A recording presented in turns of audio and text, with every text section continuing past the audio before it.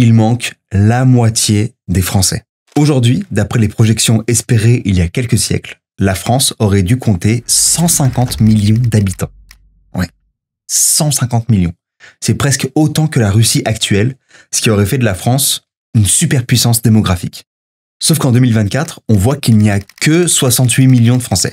C'est quasiment la moitié des projections. En gros, il manque une moitié de Français à l'heure qu'il est. Alors comment ça se fait? Aujourd'hui, mon point, c'est pas du tout de dire que c'est mieux d'être plus nombreux, ni même l'inverse, c'est pas le sujet de la vidéo. J'avais juste envie de mener l'enquête pour comprendre où a disparu le potentiel démographique français. Et j'espère que ça va vous intéresser autant qu'à moi. C'est parti. Un des trucs les plus galères quand on est à l'étranger, c'est d'avoir du réseau et de la connexion. Et c'est pour ça que Saily existe. Saily, le partenaire de cette vidéo, c'est une eSIM disponible dans plus de 160 pays qui vous permet de rester connecté quand vous en avez besoin.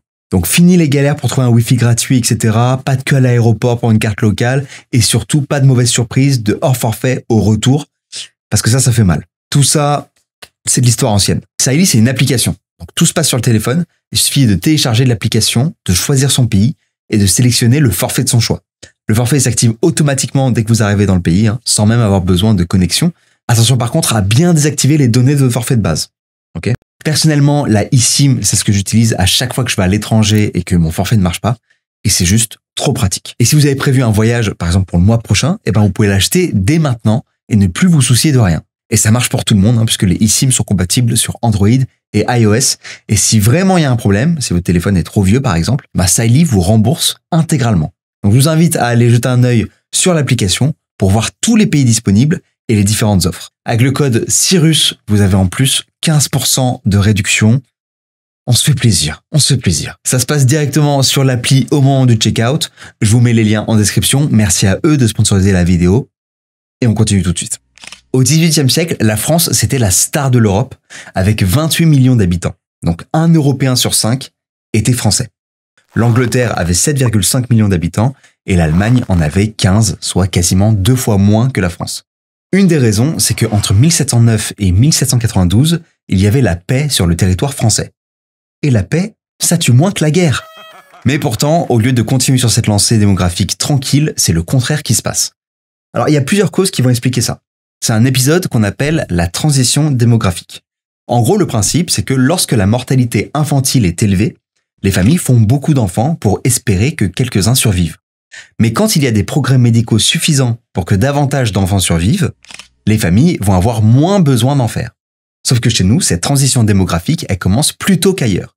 À la fin du XVIIIe siècle, les Britanniques et les Allemands continuent d'avoir des familles nombreuses. Mais c'est beaucoup moins le cas chez les Français. C'est là que tout bascule. C'est un cas unique au monde. L'Hexagone commence à avoir une natalité en baisse dès la moitié du XVIIIe siècle. Cette chute s'explique par plusieurs facteurs assez rationnels. Déjà, il y a l'arrivée du Code civil napoléonien en 1804. Les terres d'une famille sont désormais partagées équitablement entre les enfants. Donc, il n'y a pas de droit d'aînesse comme en Angleterre où l'aîné récupère tout. Ça veut donc dire qu'en France, plus la famille est nombreuse, plus les terres sont divisées.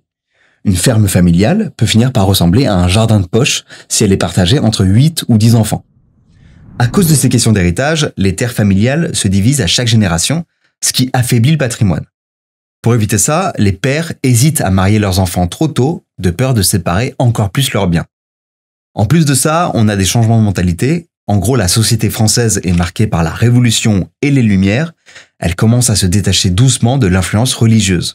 Là où dans d'autres pays, l'Église encourage encore les grandes familles, les Français commencent le contrôle des naissances et l'utilisation des moyens contraceptifs. On pratique par exemple de plus en plus la méthode du retrait, qui au passage n'est pas un moyen contraceptif. C'est juste qu'à l'époque, ils avaient difficilement un accès aux préservatifs. Voilà. Alors dans certains milieux urbains, on utilise des préservatifs en intestin d'animaux que certains appellent les redingotes anglaises. Folklorique.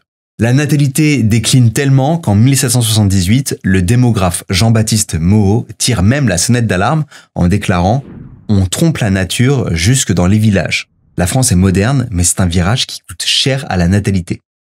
Entre 1792 et 1815, la France traverse une période de guerre quasi ininterrompue, notamment due à un certain Napoléon Bonaparte.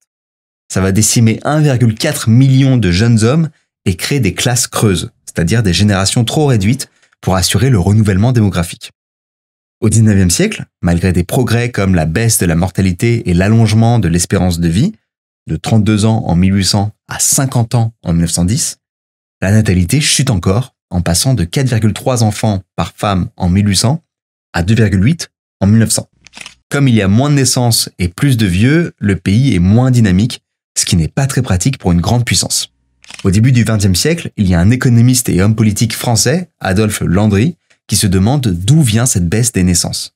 Pour lui, c'est parce que la société est de moins en moins religieuse. Et donc, il y a de la place pour de plus en plus d'individualisation. On commence à prendre des décisions en fonction de son confort personnel. Il y a une vision plus rationnelle et économique de la famille, où avoir moins d'enfants est vu comme la garantie d'un meilleur confort et d'une meilleure qualité de vie.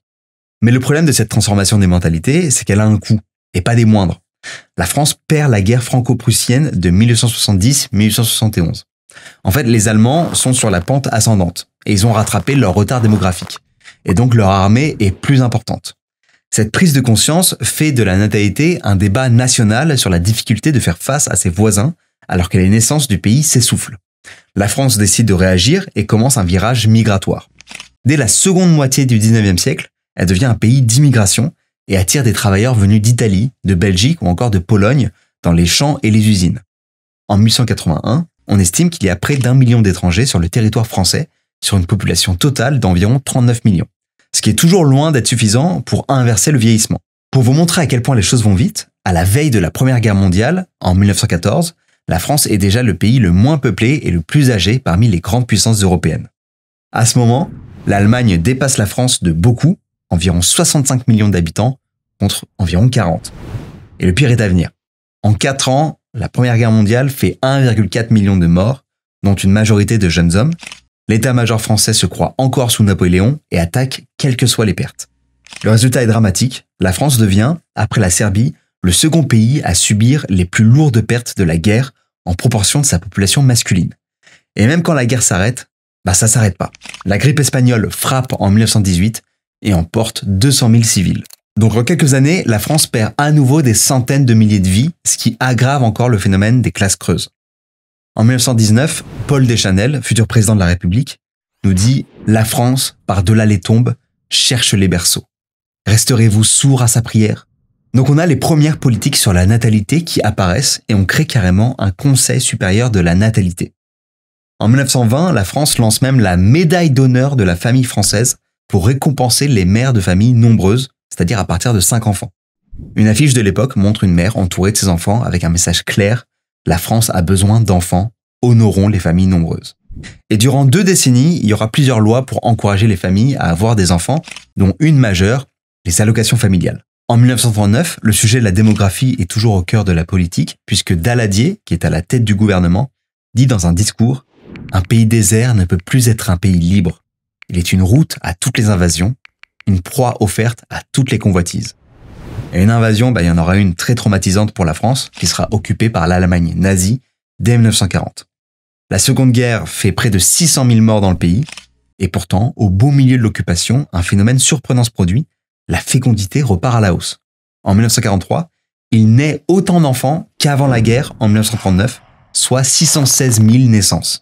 Alors qu'à ce moment-là, 1,5 million d'hommes sont prisonniers en Allemagne.